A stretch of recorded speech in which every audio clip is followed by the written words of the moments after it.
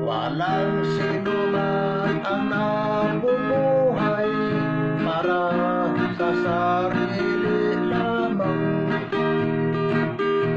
Walang sinuman ang namamatay para sa sarili lamang. Tayo lahat ay may pananagutan sa isa't isa. Tayong lahat ay tinipon ng Diyos na kapiling niya.